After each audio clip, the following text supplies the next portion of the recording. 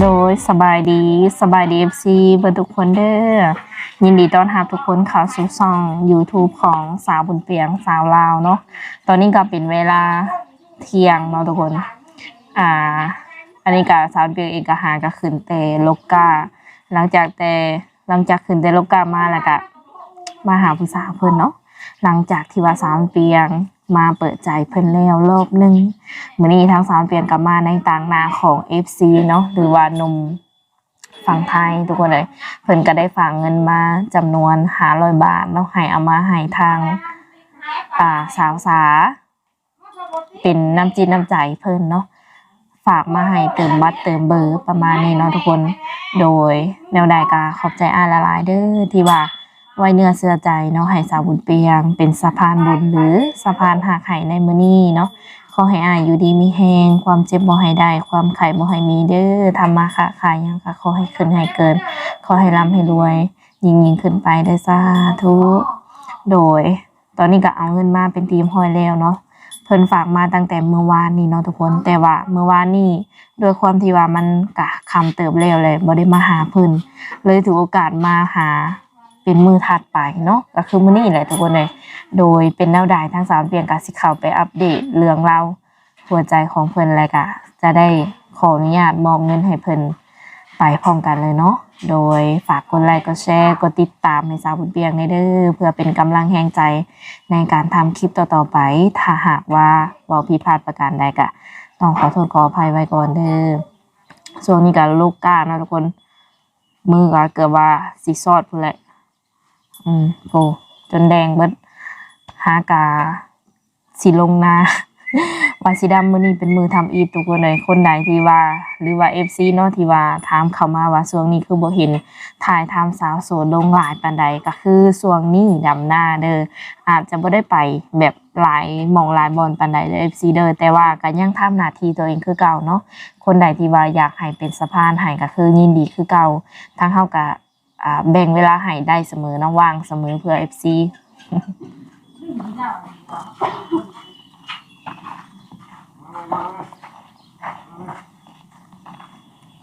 ห่มอยู่บ่คือแดดเนาะ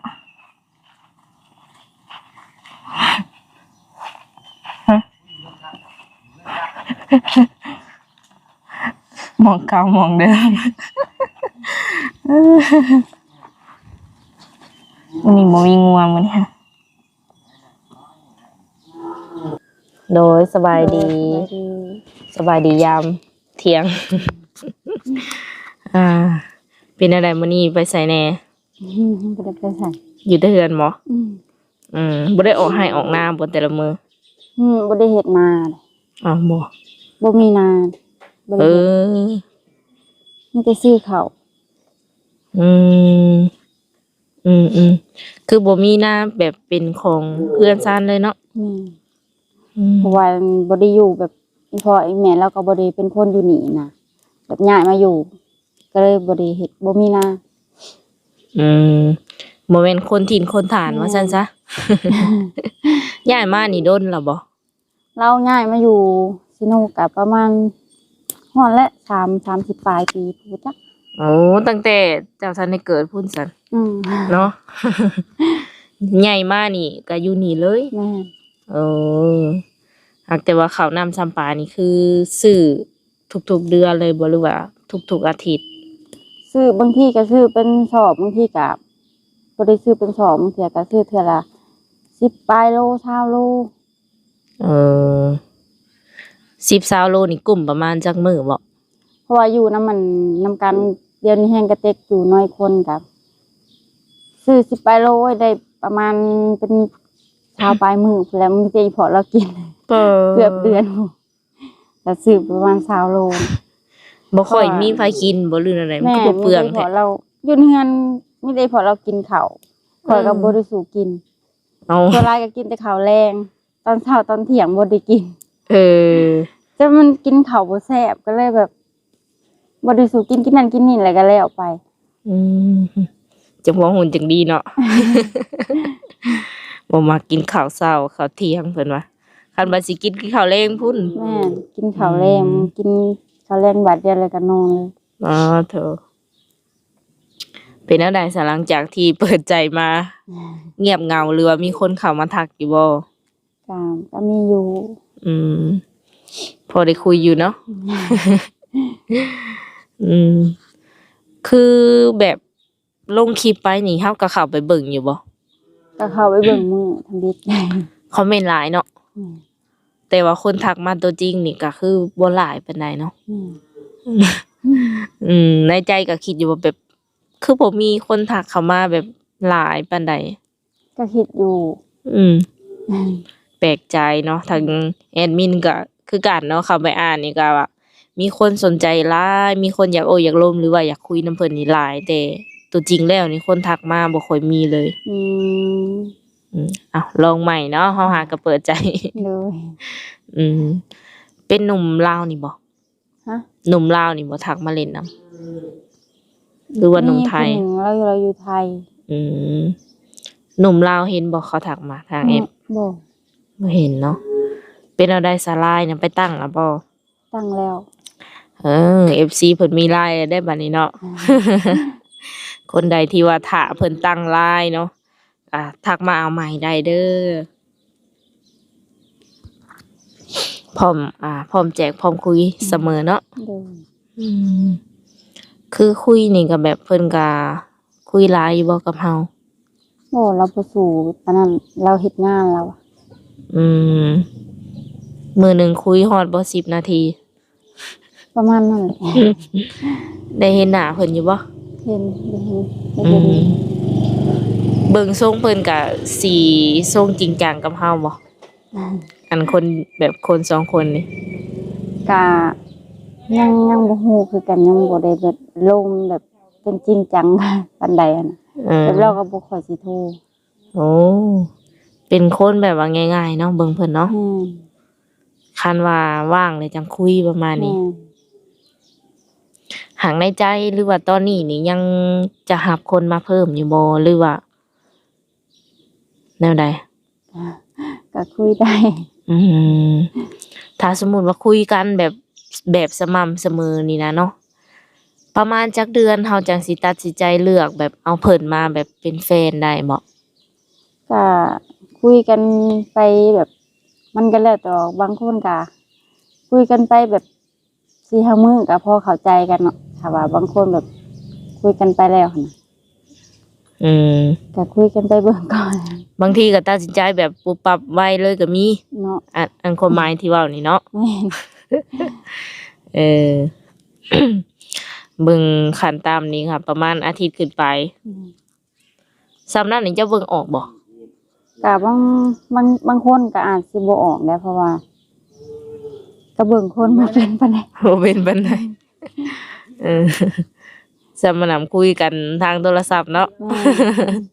แม่นก็ในใจก็อยากคุยกันไปโดนๆแหน่หั่นแหละ อืม จักเดือนจักใดพอแบบ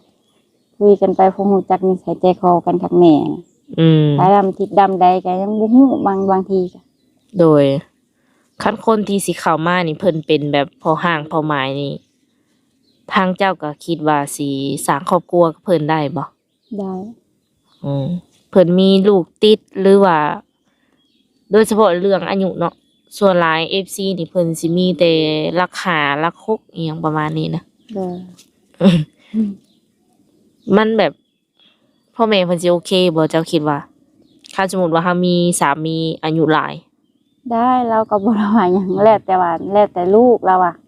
อืม ถ้าว่าลูกมักก็มักน้ำเราอะ ลักๆนี่อายุนี่บ่ติเนาะ แม่น เพิ่นต้องแบบว่าเฮ็ด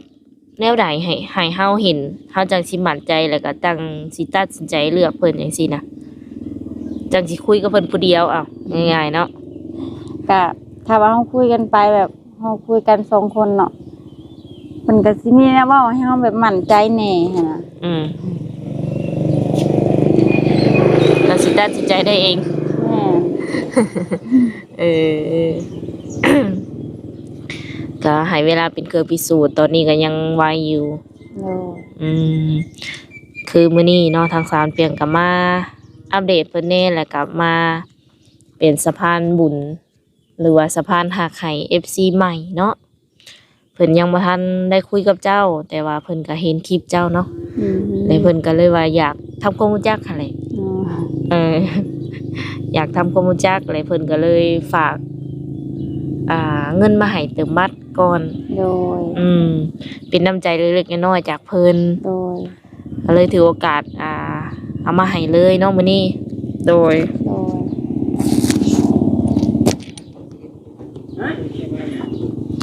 เป็นจำนวนเงินก็500 บาทเนาะ โดย แต่ก็คือว่าเฮาบ่มีบัญชีเป็นของเฮาเด้ปลายมัน5,000 10,000เขาอาจจะหักเอาเนาะ โดย โดยจะมีแต่จะได้มอบเงินให้เพิ่นก่อนเนาะทุกคน ใจ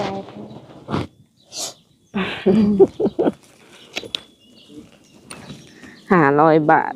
เงินลาวเฮาก็300,000ปลายเนาะ โดย เดี๋ยวได้ก็ลองคุยกับเพิ่นอีกเพิ่มอีกสักคนหนึง เป็นอะไรดีใจอยู่บ่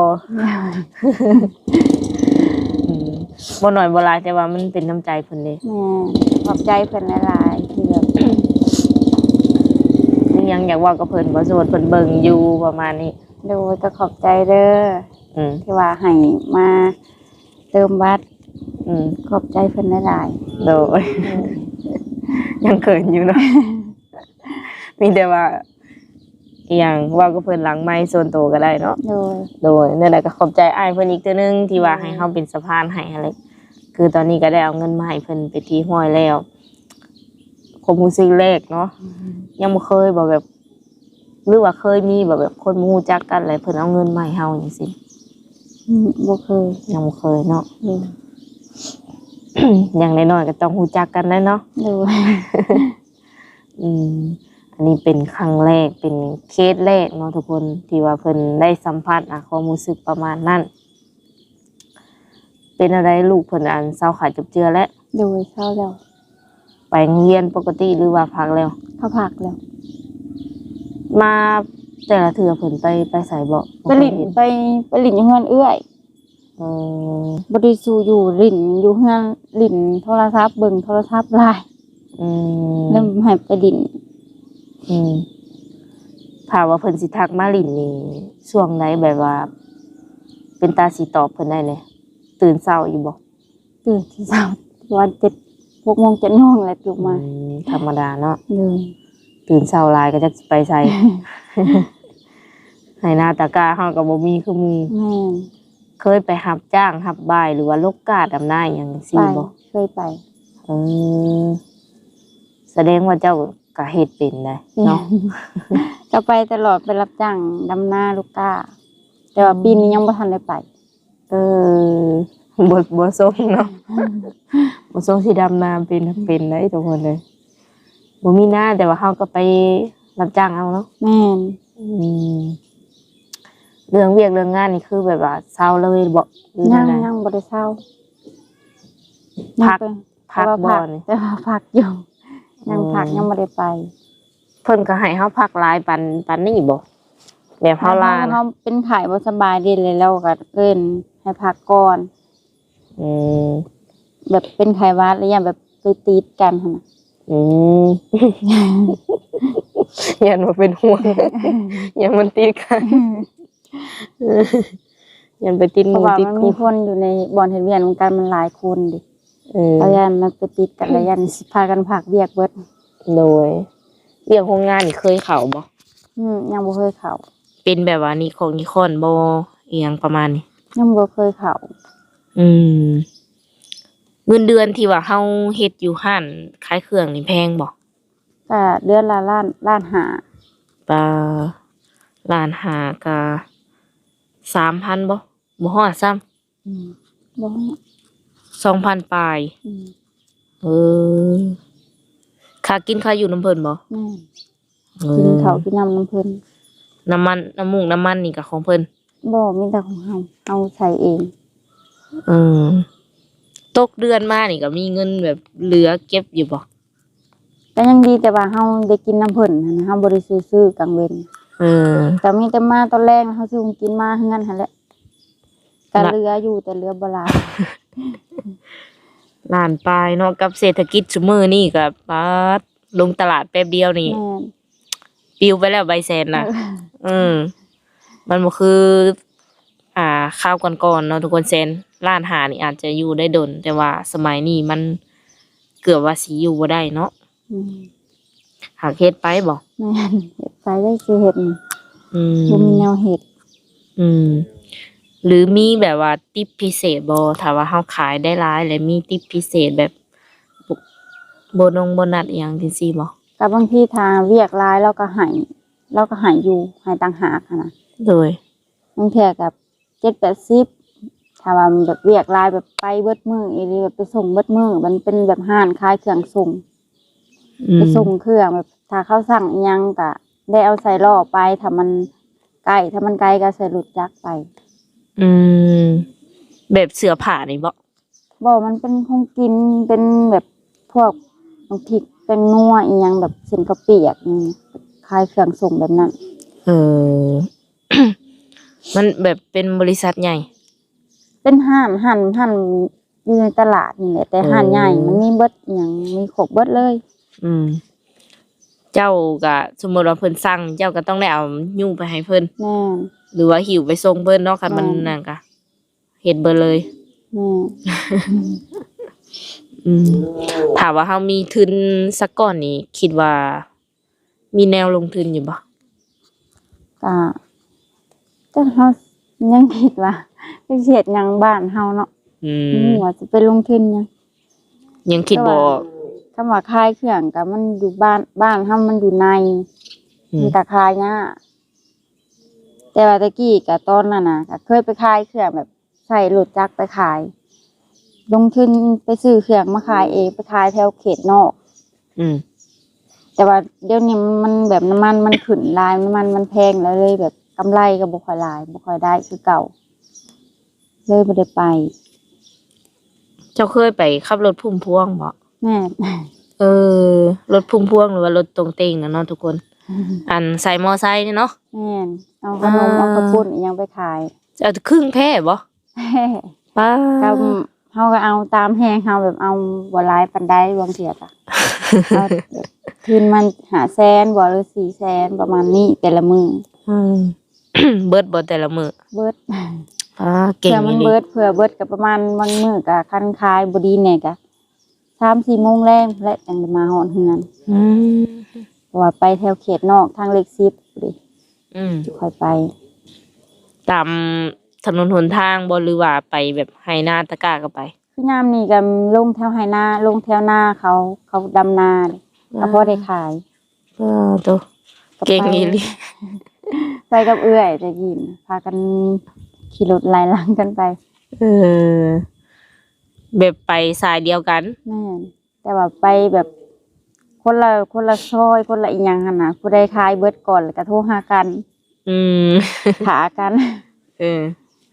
แบบที่นี่ตกมาเดี๋ยวนี้นี่ยาแล้ว แม่นบ่ได้ไปแล้ว หากแบบนั้นมันบ่ได้กำไรหลายกว่าเฮาไปขายเครื่องบ่ แต่ว่ามันคือตะกี้หาได้10,000หาถอแต่กำไรประมาณ200,000ปลาย300,000 อืม เดี๋ยวนี้คือเขาไปแบบคนเงินไก่เขายังไปอยู่กะเขาว่าน้ำมันมันแพงแล้วก็เครื่องเขาเจ้ากับอันบดเข้าบ่ไหลคือเก่าแล้ว ขึ้นเนาะ แม่นมันถ้าว่าไปขายก็ขายทงตะกี้ขายทง5,000ได้เดี๋ยวนี้ขายบ่ได้ทง5,000 เออ แต่คนซื้อเขาก็อยากติเขาว่ามันได้เขาว่าหับมาเขาขายแบบนี้ เนาะ เดี๋ยวเขาขายทง7,000 8,000เขาว่าตะกี้ขายทง5,000ได้เดี๋ยวนี้ขายบ่ได้แล้วครับ อืมลูกค้าก็อาจจะตีเนี่ยคือแพงแท้ แม่ เออ อืม ผ่านมาขายเครื่องขายของนี่ก็ผ่านมาแล้วหากตอนนี้ยังคิดบ่ออกเลยว่าสิแบบขายหยังเนาะ แม่น ก็อยู่กับลูกกับเต้าแล้วก็อีหยังเฮ็ดเวียกกันที่เฮาเฮ็ดปัจจุบันไปก่อน แม่น ถ้ามีคนชวนเฮาไปเฮ็ดเวียกอยู่ฝั่งไทยก็สิไปบ่สมมุติมีคนหางานให้ ไป ถ้ามีงานอยู่คุณแบบมีหมู่ชวนไปเห็นงานอยู่คุณนำกับไป ในใจอยากเฮ็ดงานหยัง งานยังก็ได้ไปฮอดพุ่นเลย อืม ขายกับพุ่งกับข้าวยังก็ได้เบิด อืม ในห้านอาหารก็ได้บ่ ห้ามอาหารก็ได้ อยากได้เงินเดือนประมาณจักหมื่น เขาว่าประมาณอยู่พุ่นเงินเดือนเขากับขั้นต่ำกับ9,000 8,000 9,000แล้วเนาะ โดย ในใจเจ้านี่อยากได้จักพันจ้ะ หรือว่าอยากได้จักหมื่น ก็ประมาณนั้นแหละถ้าว่าในใจกันนะเขาจ้างเขาว่าสำนั่นบ่ขาดค่าแรงอยู่พุ่นเฮาก็บ่ฮู้เดี๋ยวยังแบบยังบ่เคยไปอยู่แบบในตัวเมืองอีหลี อืม แต่ว่าค่าแรงขั้นต่ำเขาก็อยู่พุ่นก็300เลย อืมรายจ่ายเฮาแต่ละเดือนหลายบ่ อยู่บ้านนี่บ่ แม่นเฮาอยู่ปัจจุบันนี่ ก็แต่ละเดือนมากับมีได้จ่ายค่าไฟ อืม ไหลซื้อข้าวซื้อน้ำกับแบบบางทีก็เฮาก็บ่ได้ซื้อบัตรเดียวซื้อเทื่อละน้อย อืม ก็บ่หลายปานใด เบิดประมาณจากพันแบบค่าใช้จ่าย เดือนหนึ่งอะไรประมาณล้านหนึ่งบ่ฮอดจำบ่ได้ จะคือประหยัดแท้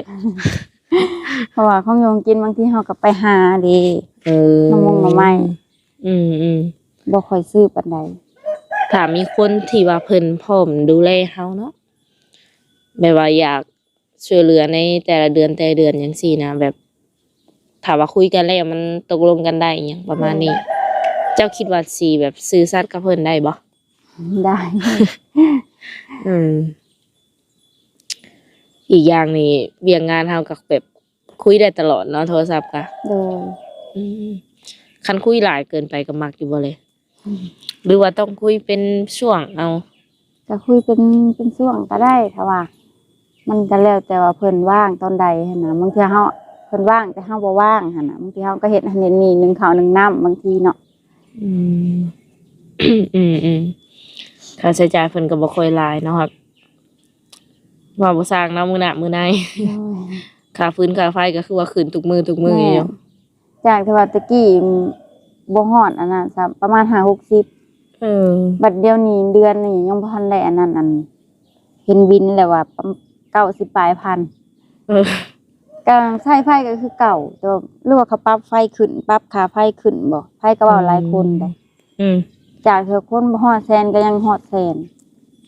อยู่เฮือนแบบใช้แต่พัดลมบ่หรือว่าอิหยัง แม่มีแต่พัดลมกับตู้เย็นหน่วยเดียว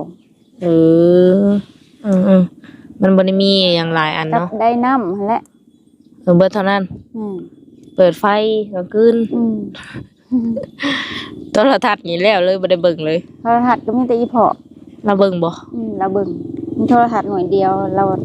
ดูหอยกับเบิ่งโทรศัพท์ โดยย่านว่าเบิ่นยุคแล้วบ่เบิ่งนะ เพราะเดี๋ยวเรายังเบิ่งอยู่ เพิ่นบ่มักลิ้นโทรศัพท์คือรุ่นเฮา อืม อืม ค่ะโอเคเนาะทุกคนมื้อนี้ก็มา เยี่ยมยามอัปเดตเพิ่นซื่อๆมาเล่นนำเนาะ โดย มื้อหน้ามื้อในคันว่ามีเวียกงานหรือว่า FC เพิ่นให้มาก็สิมาใหม่สำหรับคลิปนี้ก็บ่มีหยังหลายเนาะถือว่ายังโสด ยังบ่มีคนเข้ามาปิดใจ ยัง โดย คนที่ว่าสิเข้ามาหลังก็ยังมีสิทธิ์คือเก่ายังมีสิทธิ์เท่ากันเนาะสามารถจีบได้เด้อทุกคนเด้อสำหรับคลิปนี้สาวบุญเปียงและก็สาวสาจะได้ขอตัวจบไว้ก่อนเนาะโดยสบายดี สบายดี